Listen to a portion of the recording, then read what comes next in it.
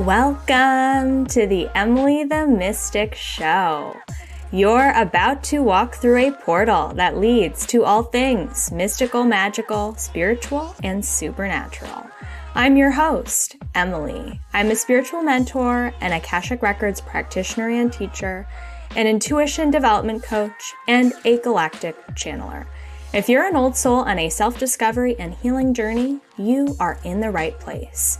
We'll be diving in deep to some of my favorite mystical topics, including manifestation, past lives, the spirit world, energy, and so much more. Get ready to embrace your inner mystic and live your most authentic life possible.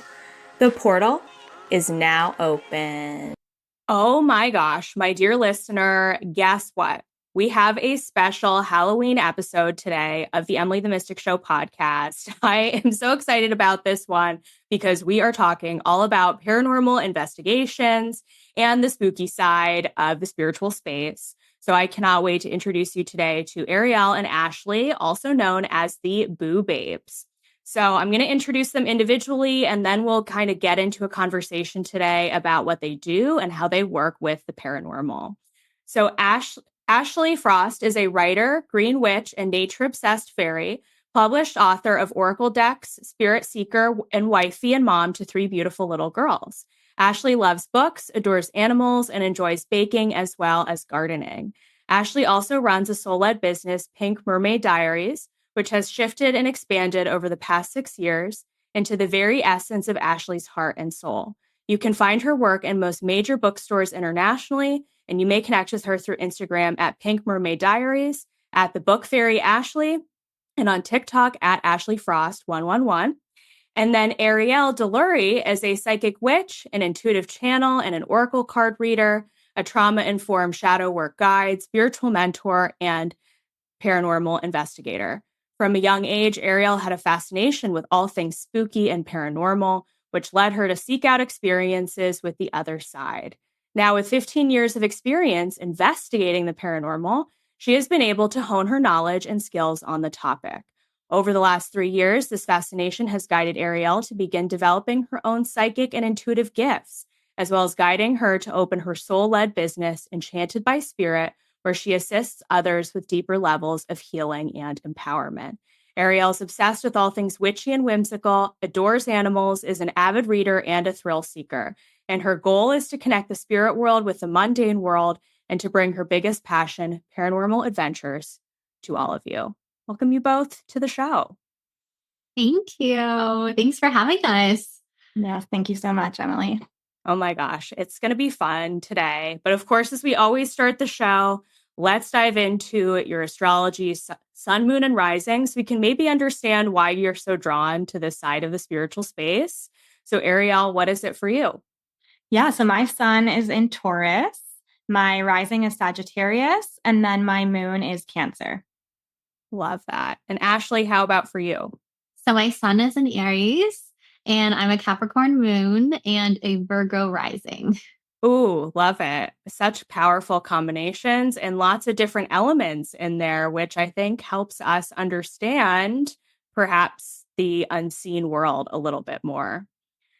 So with that being said, let's just dive right on in. I would love to know, what does being a paranormal investigator mean to both of you? And how would you explain that to someone who maybe doesn't quite know what that is?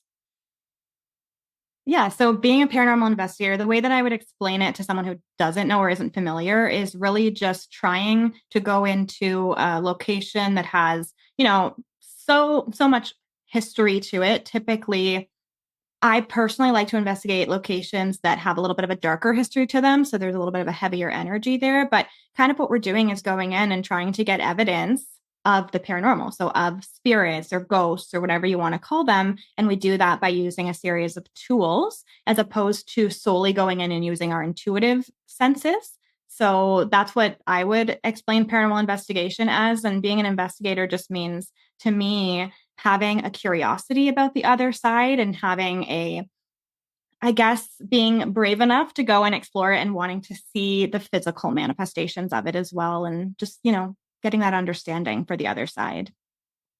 And where did that begin for both of you?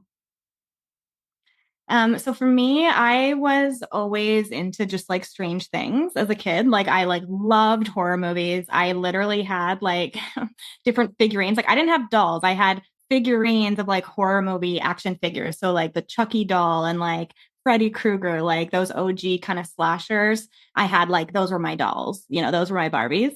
And so that's kind of where it started. I loved horror movies. And then when I was around like 15, my mom was like, oh, there's this event that we can go into this haunted location and explore it. And they'll tell you the history. And I was just like all about that because I used to read ghost stories online and like scare myself and find like I found that I was getting excited when I would get scared. So I knew it was something that I wanted to explore. And then when I went to that first event, it just like all unfolded from there. I just fell in love with that experience, with feeling the energy, which at the time I didn't know I was feeling energy. I just knew I was experiencing something.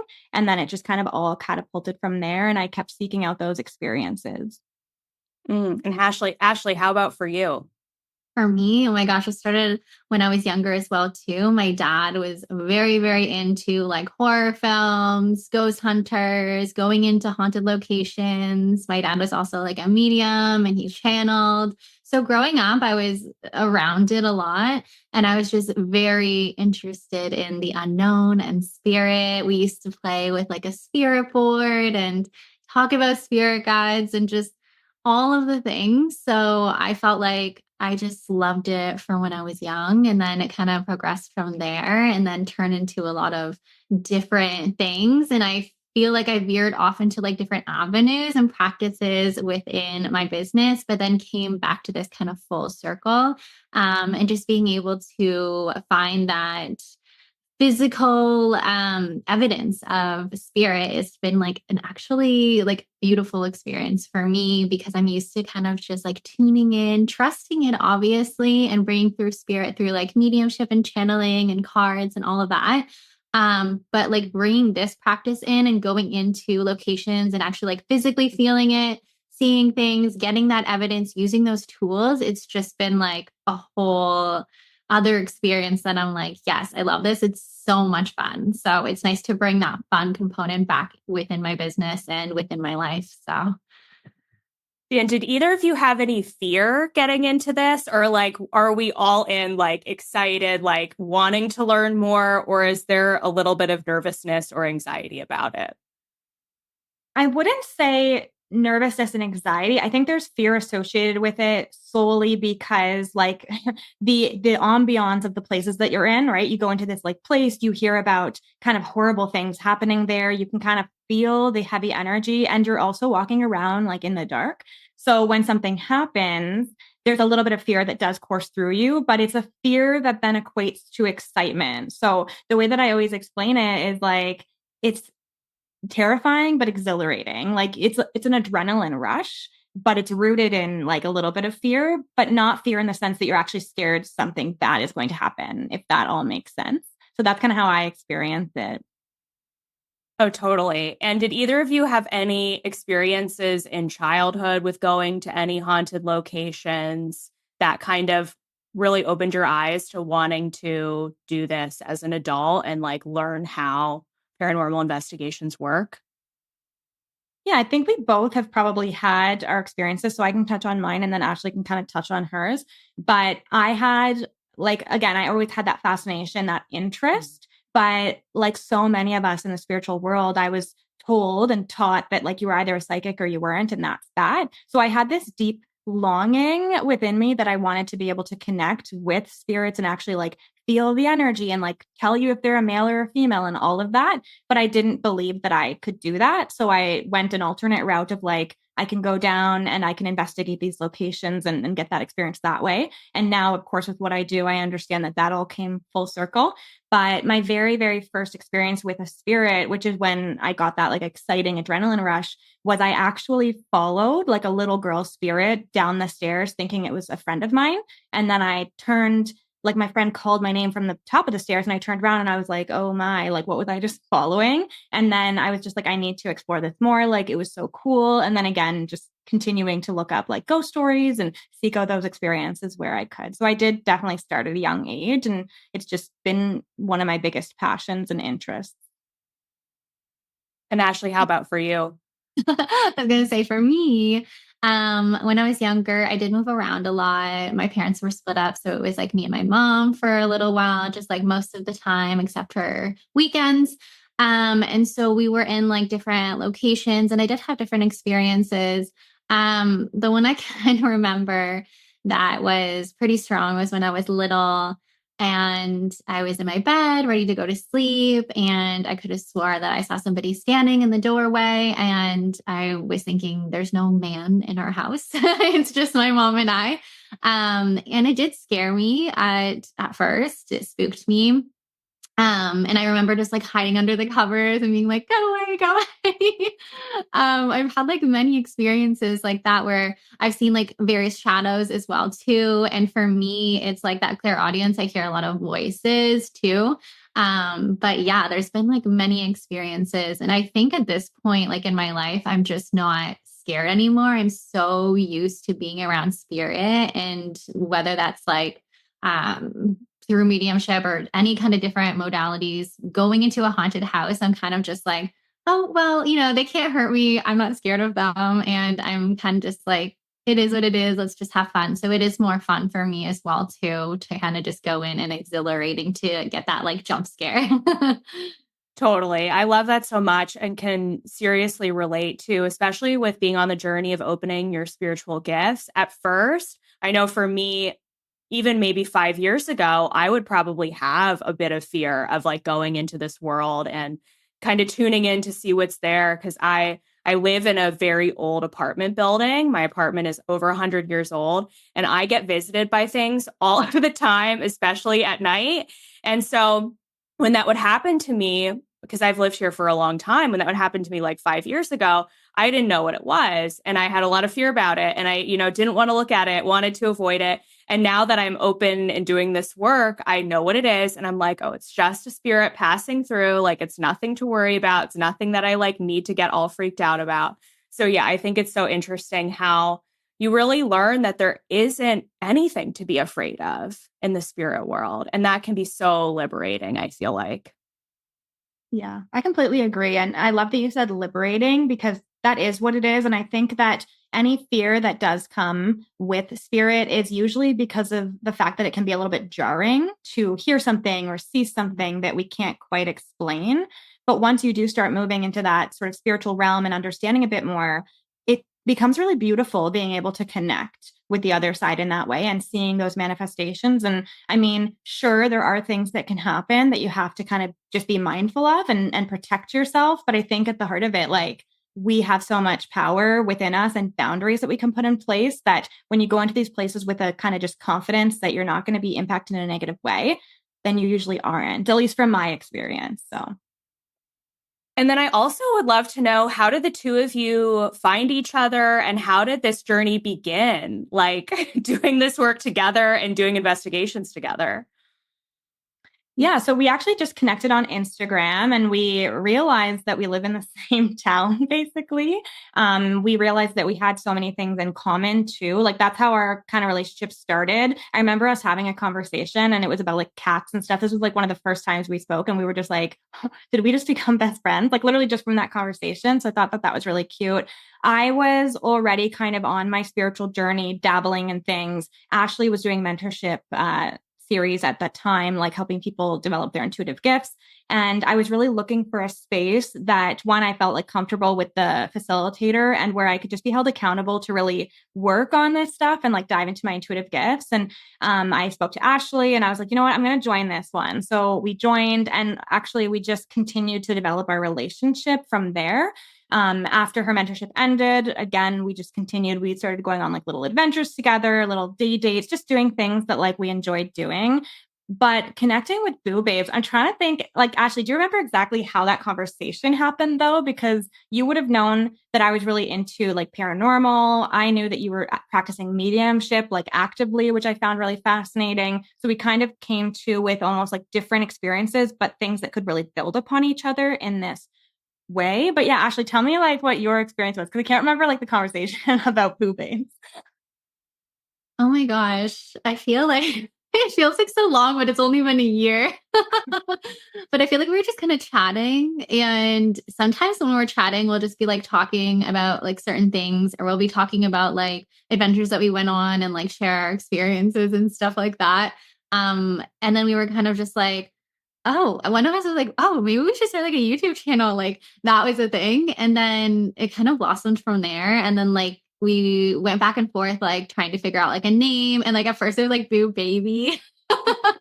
You're like, no, it sounds kind of like childish. Let's just do Boo Babes instead. And we're like, yeah.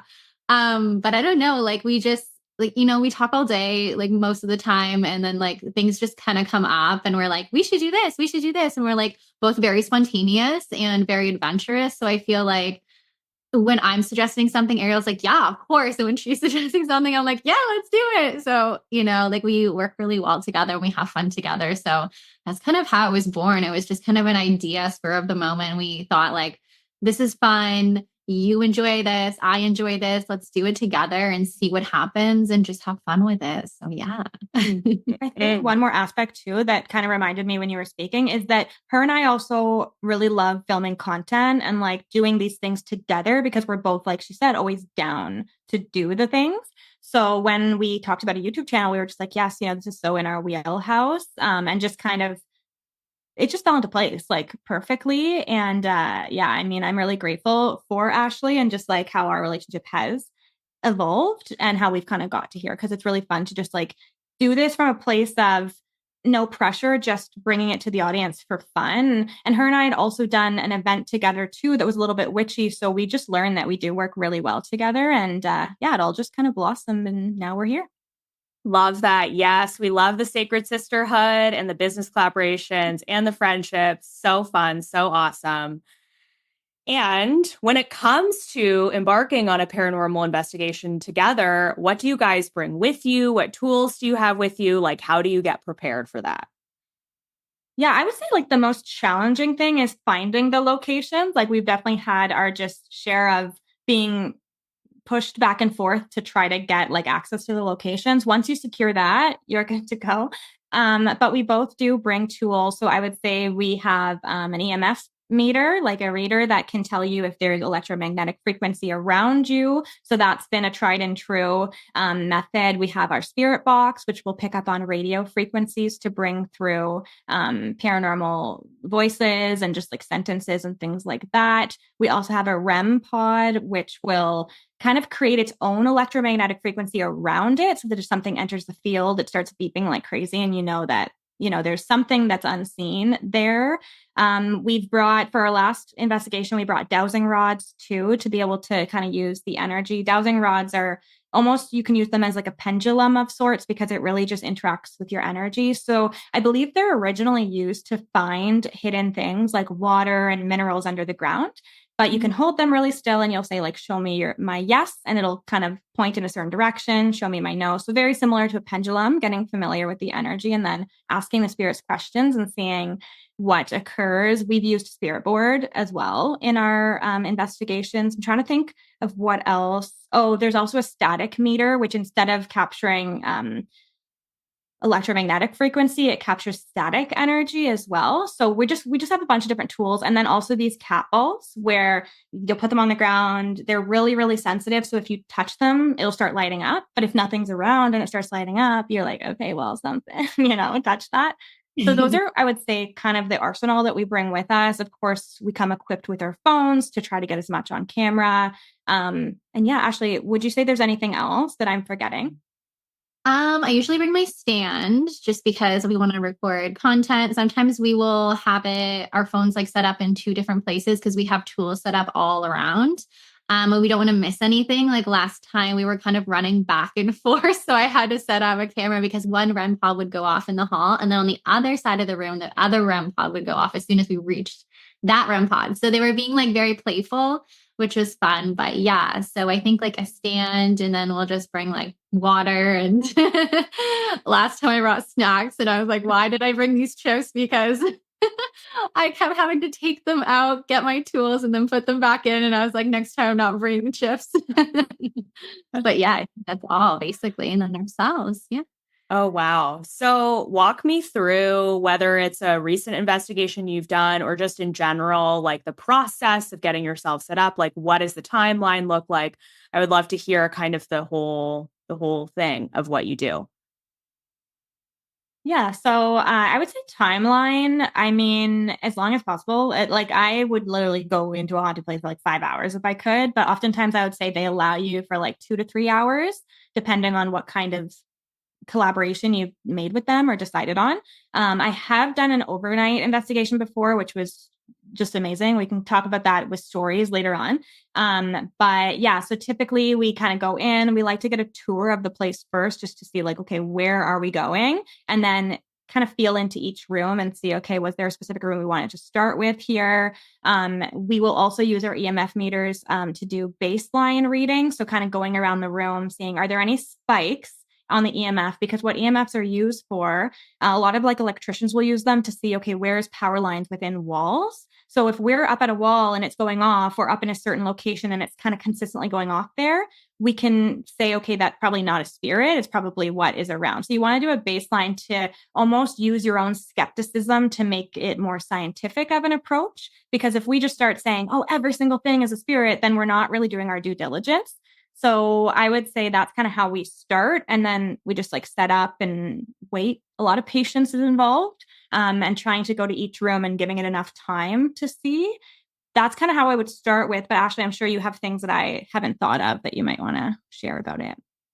Um, yeah, so I think you covered like basically all of it, but yeah, we would just go in and get the tour. So we kind of got an idea of the layout and where we wanted to be. I like to do that at the beginning too. I found like when we went last time, because I got a feel of like each room, even intuitively. Like I was like I'm feeling like something in here. And I'm also physically like feeling pressure on my chest. Like there's something in here. And I was trusting that as well. And so when we started doing it, going from each room, starting the investigation, I was like, let's start at this room first. And so we did, and we got a lot of activity in that room. And then I'd be like, let's go to this one next, feeling this, and like really kind of like combining that intuition as well, too. But then like having that physical evidence as well. And I'm just like, yeah, it actually worked out and it was nice. Yeah. And in this past investigation, so we did it at a haunted opera house here in Ontario. And there was a couple deaths that had taken place. I think she said like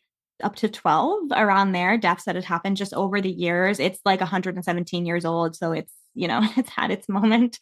But we got a lot of activity with our tools. So like, for example, where they were actually consciously responding. So there was one time where the REM pod was going off and we asked it, if that was you, can you do it again? It like started sparking and doing it again. And then same with the cat balls. They were just off. We were up on like a balcony in the theater and the cat ball just randomly went off. I was like, oh my gosh, Ashley, it's going off. And then she actually asked it. So it shut off. And then she asked it, can you make that go up again? Within like a second, it went off again. So we really, really love those kind of conscious connections with the spirit, because you're like, it's doing what we asked. So we know that there's kind of no way around that, especially when we're the only two people standing there and nothing else is touching it.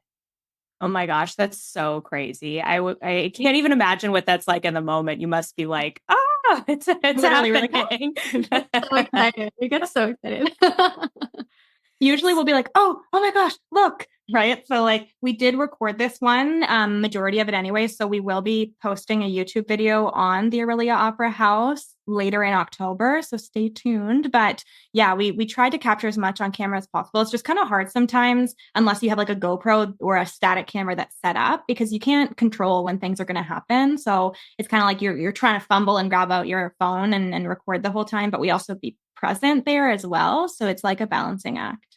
Yeah. Oh, isn't that true for entrepreneurship in general? Wanting to be present, but also wanting to get things on film. Oh my gosh. Yes, that actually reminds me as well, too, about the Estes method. We do that as well, which is basically like we have a spirit box and we use these like noise canceling headphones. So one person will put on the noise canceling headphones as well as the blindfold.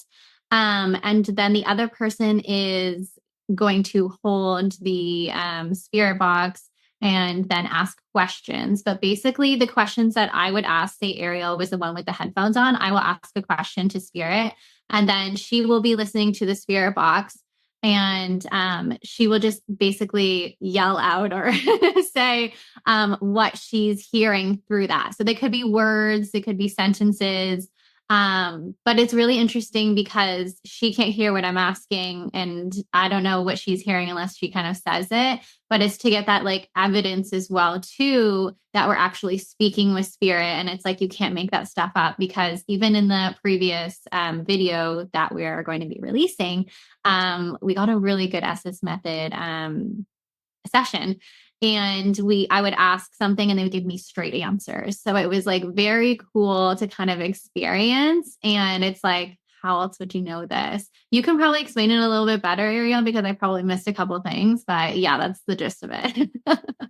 No, I think you explained it perfectly. That's pretty much exactly how it works. I find that it's again about that conscious interaction with the spirit, with them answering your questions. And then for the person, the reader, if you want to call them that, the one with the headphones on, you really have no idea what the other person's asking you. So all of your responses seem super, super random, but then it's kind of like following a pattern. And now that's not foolproof. It doesn't happen every single time, but you can get those conscious responses. It's really cool. So the one that we just recorded, we did get a pretty cool session. So we're excited to share that.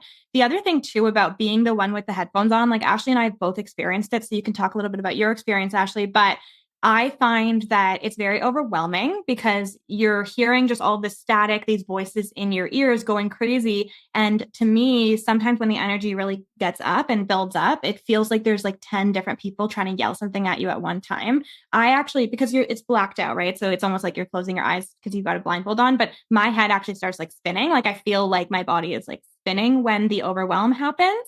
So it's kind of like, again, having like self-care as well after these investigations, because they can take it out of you, and just, having that groundedness too when you go in, because it can be overwhelming. Yes, I totally agree. For me, it's because like all of our senses, right? Like it's completely black. Like we can't see anything, we can't hear anything. And so I'm able to actually like focus on what I'm feeling as well too. And so like I'll feel like tickles at my back, or I'll be like, oh, I'm feeling so hot. And I'm just like, I can't do this anymore. Like it'll be like these physical feelings that I'll get, and I'll be like, whoa, this is overwhelming. And that's when I know that I need to stop as well too. For you, it's like the spinning of the head. For me, it's like the touching. And I'm like, this is too much for me. And I'm just like, it's not like it doesn't hurt or anything like that, but I'm just like, this is a little overwhelming. Like, so I think we're done. And that's usually when I know that I'm going to be taking it off, but also it can get a little overstimulating with just all those voices screaming at you. So it's pretty loud. That sounds so intense. Oh my gosh. For a sensitive person, I can only imagine. And so the spirit box, that's like a reader of the energy in the room. Is that correct? Or what does the spirit box do exactly? So basically what it does is it scans radio stations and frequencies, but at a very fast pace. Now you can control the speed. You can make it go faster. You can make it go slower. But what you're essentially hearing is static and then snippets of like little radios. So sometimes you might actually hear a tiny bit of a song that you could recognize, or maybe it's just two words. And the theory is that spirits can manipulate those sound waves and use them to either pick out words that they want to say, or sentences or names or whatever it is. So yeah, it's kind of like just scanning. So you'll hear like I said, static and then like a snippet of something, and you can use either AM or FM radio. So you do have that option to toggle between the two as well.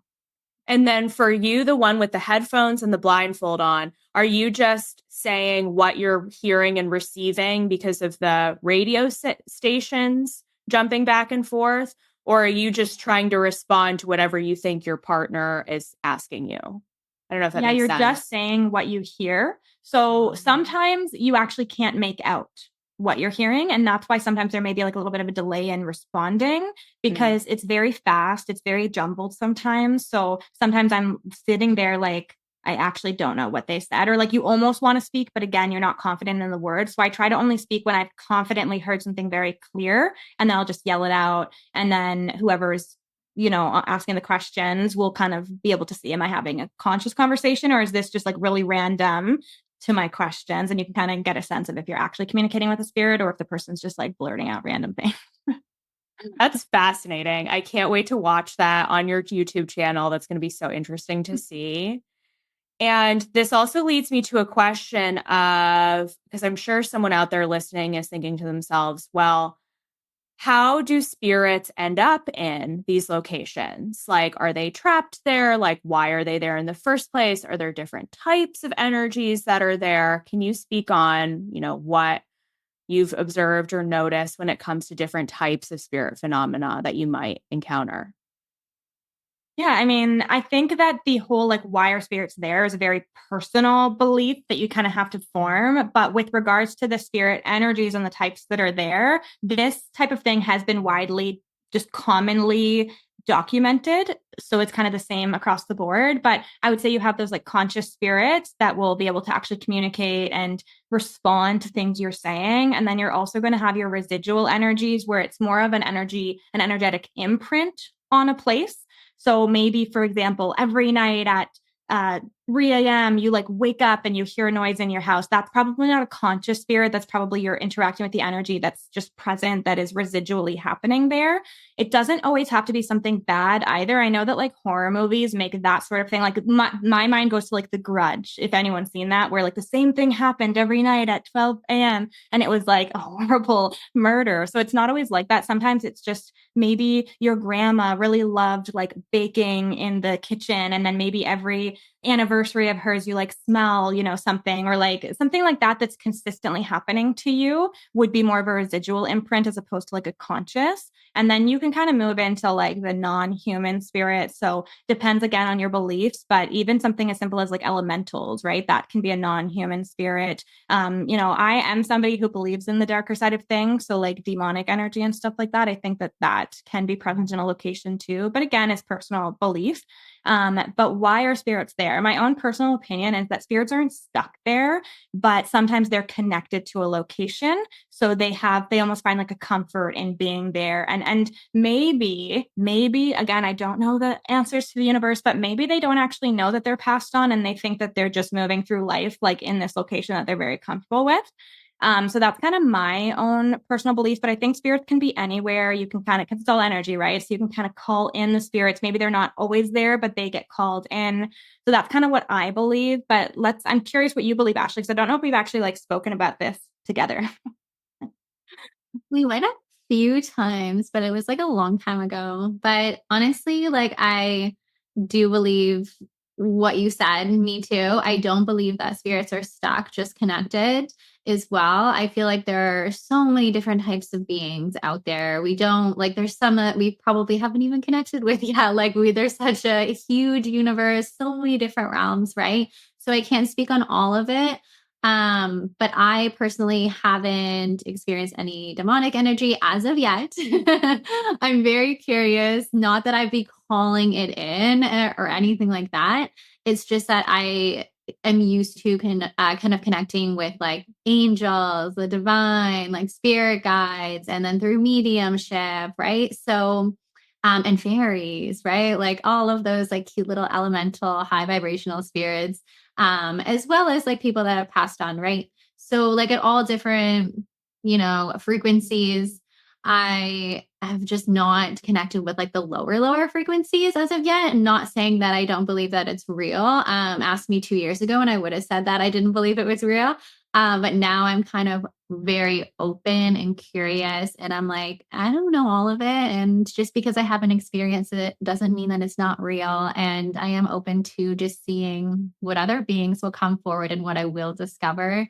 So yeah, like most of what you said, I do agree, especially with like the houses and the imprints. And I definitely believe all of that as well too. So yeah.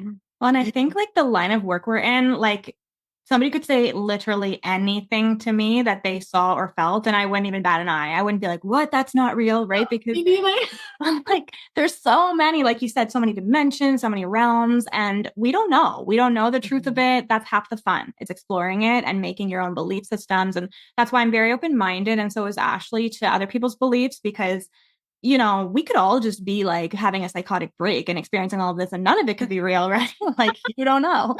But I choose to believe it's real and I choose to explore it and just, like I said, have fun with it. I couldn't agree more. And yeah, I feel like obviously everything is energy and there's energy all around us. I feel like there's spirits constantly moving, all around us all the time. And I know that might freak someone out who's listening, but it's true. Like there's always energy around us and we can always connect to our angels or guides or here. And yeah, I think when it comes to a physical location, I would say that there may be, part of the consciousness or part of the energy that exists there that's still attached in some way to that location because of their personal experiences, the way that they died, or just even them having such a deep connection with that physical location, they can't fully let it go and move on to the next thing. So, Yeah. No, I completely agree. And I think like for me personally, because like I said, I have been investigating different locations since I was quite young. And what I was mostly gravitating towards was those like darker aspects. So like, for example, places that had a lot of death and a lot of like torture and like things like that. Like I've been to like past asylums, right, where there was like said to have 1,700 people that have died there, and there's just a lot of kind of negative things that have happened. And I find when I go into those locations, I get really, really impacted by the energy. Like I feel very sick or I feel very drained in those particular locations. And I think it's just because of the heavy energy. Like you can feel those imprints that are there. It doesn't mean that the spirits are all trapped there and, in agonizing pain and stuff, but you can feel just the imprint of the pain of that energy that happened there. So it's almost similar to if you went to a place like Auschwitz and you experience that, you're going to feel very somber, right? Because there's just a lot of horrible energy that's like tied to that place. So it's kind of like that as well. And then when I think of something like mediumship, you don't have to be in the person's house where they passed or that, right? You can just call in the energy. So that's what makes me believe that you can call in any spirits, regardless of where you are. It doesn't have to be like tied to that. But I think there's a stronger aspect to it when you are in that location. It's almost like you have like almost more of a direct connection and you don't have to almost like tune in as much because it's just that like connection that's there. have either of you had an experience going to a location and you just felt like, I don't want to be here, like something is so off, something is so wrong, anything like that? For me, no, not yet. We will see what happens. I have had experiences like that. I mean, the curious observer in me won't actually leave because like I'm just like I need to explore more. But I remember a very specific time where I went into this haunted place and in the basement of that place, they had the original staircase. Now, this staircase, all it did was go up to the ceiling, but it was just almost like showing you this is the original staircase. It's not functional anymore. And they said that a little boy is tied to that staircase and he would like sit there and people have pictured him and stuff. And I remember when I walked into that room, it was just such an overwhelming sensation of energy. And at the time, I was only like 15, 16. So I didn't know, right, that they were intuitive abilities. I just knew I was connected to energy in some way and I could feel it. So I felt very, very overwhelmed and just like almost sad, like I wanted to cry. And then when I walked through the threshold of that room, I didn't experience it anymore. So like things like that, where you're just kind of totally absorbed in this energy and it's really impacting you. And then you have to remove yourself from that room or that location. But I didn't actually like leave the building, right? Because I wanted to continue exploring. But I knew that that room in particular had something going on with it that was just impacting me in a way that I didn't particularly enjoy. So interesting. And so I would love to share with us any of your experiences, stories, recent investigations, anything that comes to mind that you think would be interesting for us to hear about. Yeah. So, I mean, we have probably lots of stories. We shared a little bit about the investigation that we just did, where we had like the REM pods and the cat balls going off. I would say, like, for a lot of investigations in particular, that is the type of stuff that happens. However, I've definitely seen things at investigations like little tea lights, for example. So, something light fly across the floor, like where it's been on the floor and I've been sitting somewhere and you just see it go by and you're like, what was that? And then you go out and you look and it's like a tiny little tea light and you're just kind of like, okay, well, no one's around. You're doing that.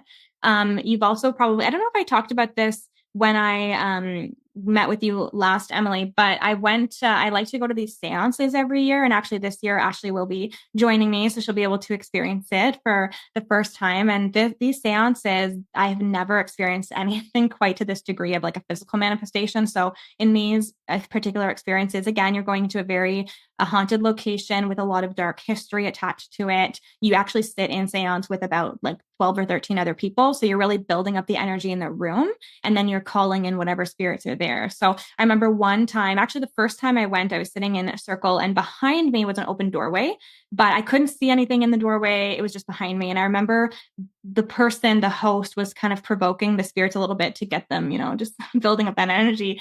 And I heard this massive bang behind me. And obviously I jumped and I was like, oh my gosh, what is that? And then all of a sudden this like really cold wind just came and was on my back for like the rest of the time. And afterwards, after the seance, because we're all told like, don't break the circle, like do not get up for any reason. Like even if you're scared, just stay in the circle. Because also that collective energy is kind of what's protecting you at the same time. It's similar to a Ouija board and why there's myths around not using it alone, because your collective energy acts as a form of protection so that you can't be like overtaken by spirits or that sort of thing, if that's what you believe. But yeah, so when I turned on the lights afterwards and we closed the circle, what had actually fallen behind me was a big wooden chair.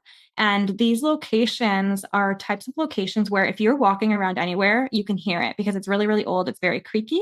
So if somebody would have came up behind me that was, let's say, hiding and pushed over the chair, we would have heard them kind of move away or run away after. So it's just kind of things like that I've experienced, where when you actually see like a piece of furniture fall over, or like something on a shelf directly behind you falling over, or like any loud noises, you're like, that is like the terrifying part, right? Because it's one thing to see, oh, the REM pod's going off, like that's so exciting. But it's another thing to literally have a massive chair fall over in your line of sight or right behind you. So yeah, it's pretty intense. Oh my gosh, that's crazy. Exactly like what you said. I feel like it's one thing to see your tools going off, but another thing to see like physical objects getting shifted or moved around. I remember one time, and this may sound, well, a couple of strange things happened, but here in my apartment, I will have coffee mugs knocked out of my hands. Like I'm not dropping it. Like it literally like gets pulled out of my hand, knocked on the floor. One time I went out for dinner with a friend and I had this spiritual calendar on my wall at the time. And I came back home after dinner.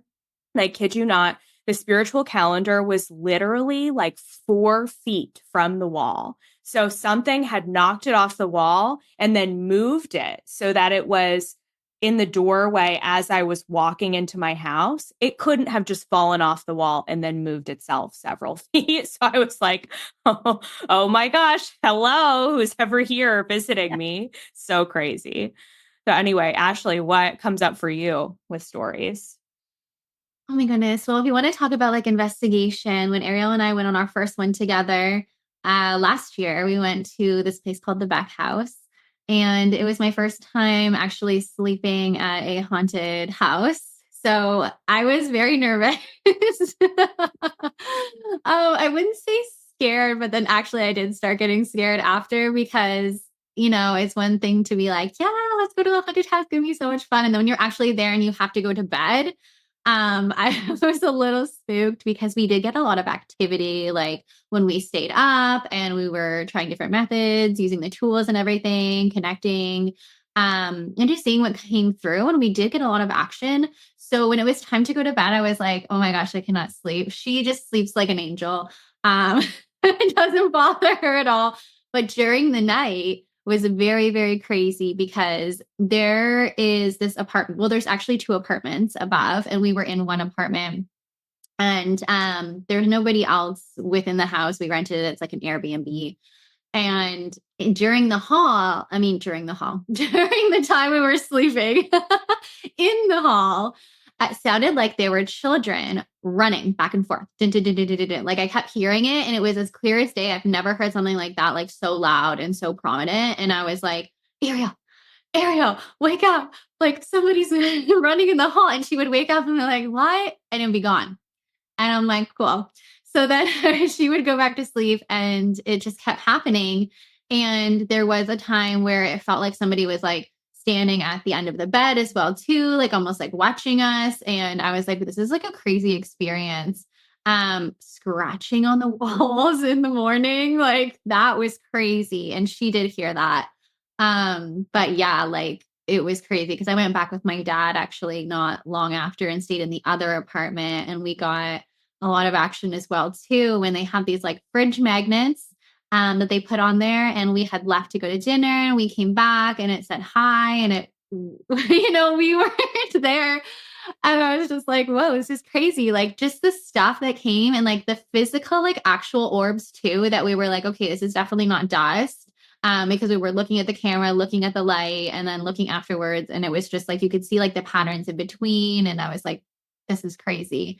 Just all of this evidence. It was amazing. So I think that's like the craziest thing that happened during an investigation was just like me feeling like spirit was running to me while I was trying to sleep. And I did not sleep well that night. Let's just say that, because it was just too eerie to sleep. Well, and that night too, Ashley, we had smelt like phantom smells as well. Like I had smelled cigarette smoke, and I asked Ashley, like, are you smelling this? And she was like, no. So where it was kind of like, okay, well, where is it coming from if we're both not smelling it?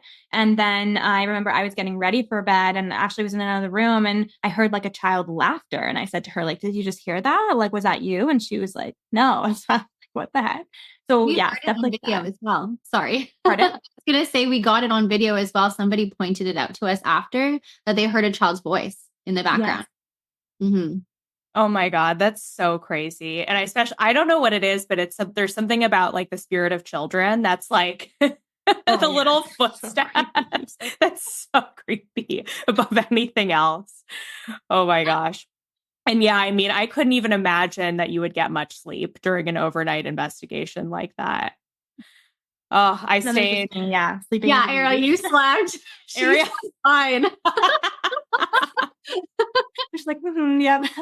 She like slept in.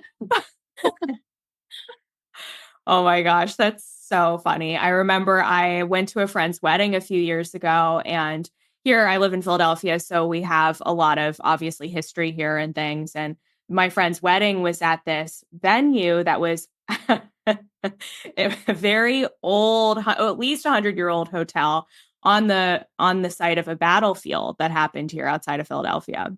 And my boyfriend and I stayed in the hotel that night. I did not sleep at all, to the point where I felt like there was a presence in the room that was trying to separate us. And I literally woke up the next morning, and we had booked a room that had 2 queen beds in it. We were literally in separate beds when I woke up. So such a weird experience. So crazy. That reminds me of, so last year I went to Italy, and we, there's a ton of history in Europe. And I remember there was this one Airbnb that we stayed at because we traveled around, and this one was an old monastery. So it was just right away, the vibes were just a little bit eerie. And I remember going to sleep, and all I could see in my mind's eye was literally like almost like a creepy monk, like floating above me. And it just felt like I was being like watched the whole night. And that was a night that I actually had trouble falling asleep as well. Like most of the time I can just kind of ignore it. And especially if I have like my cat there or something, right? Like obviously my cat wasn't at the Beck house when we went, but Ashley was, so that I didn't feel scared because I'm like, oh, someone's beside me. So I was good.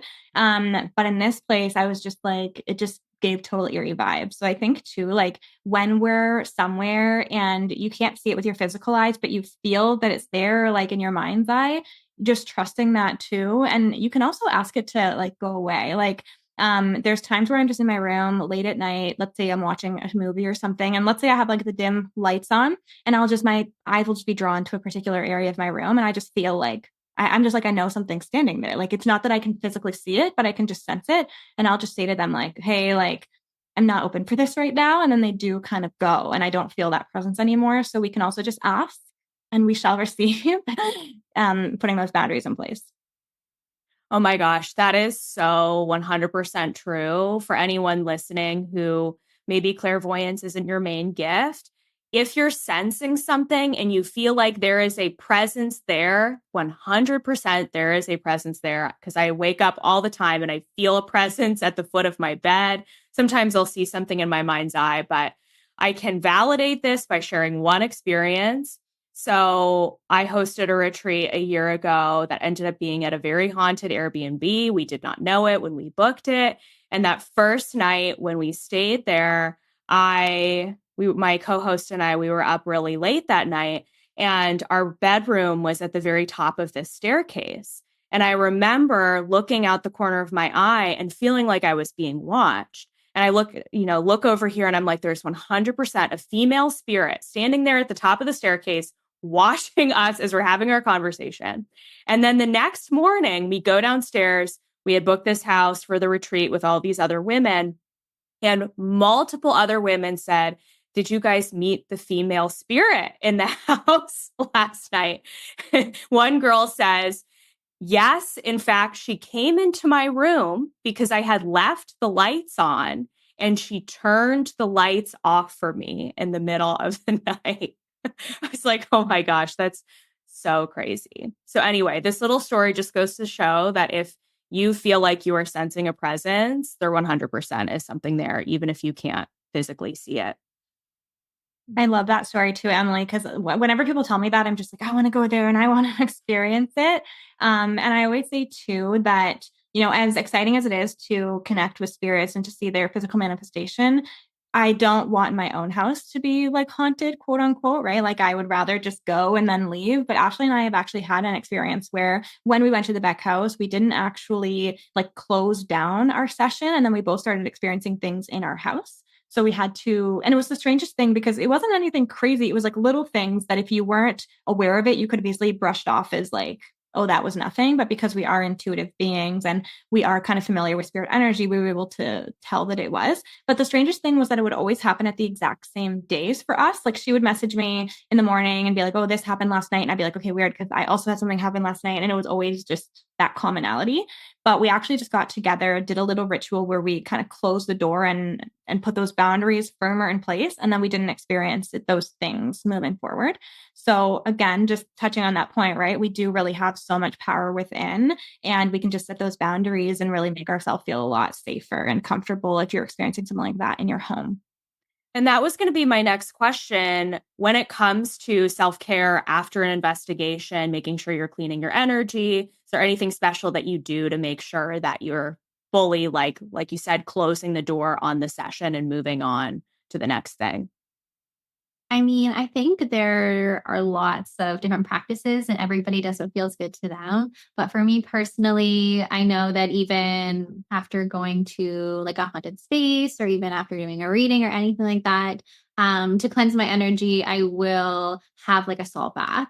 That's like a huge one for me because like salt is just cleansing and protective as well too. I'll put some like herbs, maybe some essential oil as well. And then like envision that all of the energy that is not serving me or that is not mine is going down the drain. I'll wait until all of the water is gone. Also just like smoke cleansing and physically just like what I used to do too is envisioning myself actually having like a closed sign, like closing the door, we're closed for business, putting up those boundaries, telling spirit, like I'm not looking to connect any longer. I'm done with that. Going to continue with my mundane life and ground myself. So yeah, I would be grounding as well too. And yeah, I think those are like my main practices. I'll do like a little grounding meditation with like a darker crystal, maybe like obsidian as well, just to ground my energy. Because I feel like I'm very, and you guys probably already know about the whole spirit high. After you're connecting with spirit and just trying to ground back into the physical realm for me is super important. But yeah, like I'll literally just envision that I'm closing the door and it's as easy as that for me and placing those boundaries. They've always been strong for me from the start. So spirit knows when I'm opening the space and I'm opening the door and when I'm closing it, it means like it's time not to connect. But sometimes it does happen anyway. And I'll just be like, I'm trying to sleep. Can you go away? Like we spoke about earlier. And they listen, right? And they're not offended and they'll come back. So yeah. Yeah, I think those are all really great ways. And I do definitely use some of those as well. I find though that sometimes I'll just be really straight up. Sometimes I actually don't do anything after. And it's as simple as when I go in there, I will actually like set the intention of, hey, like I'm here, I'm willing to connect with whatever wants to connect. So I actually don't set the intention of like, it needs to be higher frequency because I don't want to close myself off from any energy that does want to come in that may not be like in a higher frequency or high vibration. So I'll say I want to connect with anything that is willing to connect, but only in this space. Once I leave this space, I'm no longer open for connection. And then if I do kind of feel any sense, like when I'm leaving the place, sometimes when I'm driving home, I'll actually just envision like the spirits kind of in that location with me driving off, me seeing them in my rearview mirror, and then them like waving bye to me kind of thing. Cause it's me saying like, I'm leaving and you're staying there. But if I was at home and maybe it was particularly heavy investigation, like maybe I felt very drained, that's when I would more so engage in those types of rituals, like a shower, but similar to what Ashley said, like picturing everything going down. And then instead of being in the bath, for me, it's a shower and watching everything go down the drain and trusting that it is going. Or yeah, something as simple as just smoke cleanse. Sometimes it's just rest, right? And like refueling your energy back up, because sometimes spirits are actually like sucking the energy from us to be able to manifest in the physical. And it's not that they're trying to harm our energetic body. It's just that they're pulling energy from where they need it. So that's why like sometimes your technology will go all skewed, because they're pulling the energy from there to manifest in the physical. So yeah, like she said, it's doing whatever feels right to you and finding a practice that does feel like solidified, because a lot of this is just in our mind, right? We're forming these boundaries by doing these rituals. So it's kind of like closing the door in whatever way is going to just feel like it's closed for you. Do you have any tips for a newbie paranormal investigator who might want to go and try this on their own? I'm sure there's a lot that's involved with getting set up officially with this space, but if there's anyone out there who wants to maybe connect with the energies in their home, or I don't know, go to a graveyard or something and wants to connect, do you have any recommendations for that? Yeah, and I'm going to talk specifically about like going in and finding an investigation. Ashley, you can talk about kind of how somebody would connect in their home, because she obviously was very, you literally would mentor people in connecting with your intuitive abilities. So you'll be able to kind of go deeper on that. For me, I would say go to an investigation event that is being hosted in your city or maybe an hour away or whatever, to where they already have tools there, because you don't need to buy all the tools just getting into this. You don't need to go. Some of them are hundreds of dollars. Like keep that in mind, right? So you don't need to go and do all of that. The biggest tool that you personally have is your body, and that's going to move into those like intuitive senses, right? But being very aware of how you feel before you go into that location, and anything you feel in that location is being impacted by the energy, right? So a lot of the time we might go somewhere and be like, oh, I'm starting to get a headache. And then we might just think, oh, well, maybe I didn't drink enough water today, or maybe I didn't do this. And basically what you're doing is just like pushing it off as, oh, it's just a human thing. But you could actually be being impacted by the energy of a spirit that's present, or the location energy. So that's what I would say is, especially around this time, around spooky season, there's going to be events near you, even if you have to drive a little bit. Look up, haunted walk in my area, or investigation, public ghost hunt. Look those things up, because that's where I started. That's where I found, right? I didn't have any of the tools when I began. I just had this curiosity and this desire to go. So I started searching, and people even ask me today, where do you find these things? I'm like, a quick Google search. It's not that difficult. It's just, we don't see them coming up, so we don't think to look for them. So just do some research, find a place, and then start to explore and see if it's even something that you like. And if it is, that's when you can kind of dive deeper. And if you want to purchase tools, yeah, then it can just like evolve from there. Yeah, I totally agree yeah, with all of that. And just doing your research as well too. For me, studying and doing your research, tuning in, finding what feels good to you in your home as well too. Like I've tried out the tools of my home as well too, and I've gotten like some action. Just like, but you don't need all of those. Like she said, you can use your body, but like with the same way of like intuitively tuning in and connecting with spirit and your guides and everything, like all you need is you, and maybe even just a journal and a pen, right? And you can do some automatic writing. That's how I started out as well too. And just being very curious and seeing what feels good to you. Like I like to try out just about everything, be totally open-minded, and see what really sticks and what feels right for you. Yeah, like don't try and overcomplicate it. If you have a passion for investigating, then like Ariel said, go and be curious about it and go to the event and see, and don't feel like you aren't experienced enough. Like go do it and have fun and see what happens. Right. So yeah. Yeah.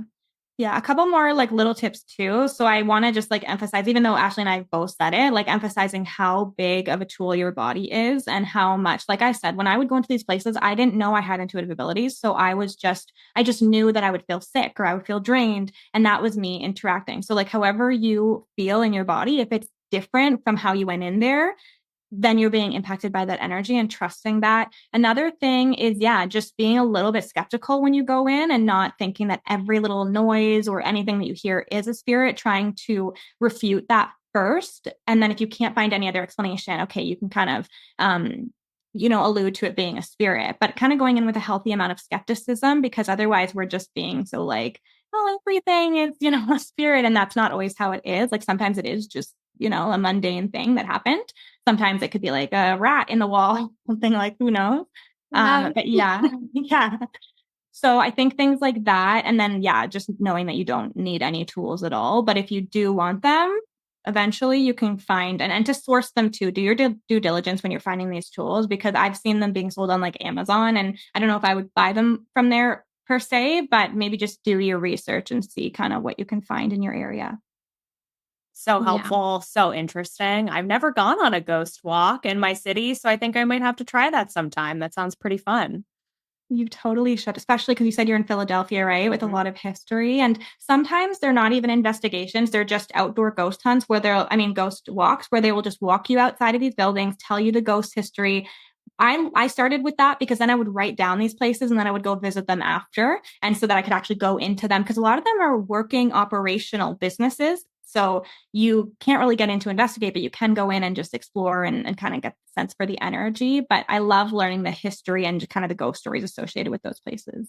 So cool. Such a cool thing for this time of the year. I love that so much. And to wrap us up today, I would love to hear from both of you. What does being a mystic mean to you? Yeah. Okay. So I think for me, being a mystic is really just about like finding the magic in the mundane. And I know that's such an overused statement, but it's just so true. Really like living in the present and just embracing the magic that's all around you. Like something as simple, I like to infuse magic into my daily life by something as simple as setting an intention or putting an intention into your morning coffee. Like something as simple as that, or your tea, where you're just like, oh, I love that, and it makes you feel a little bit magical.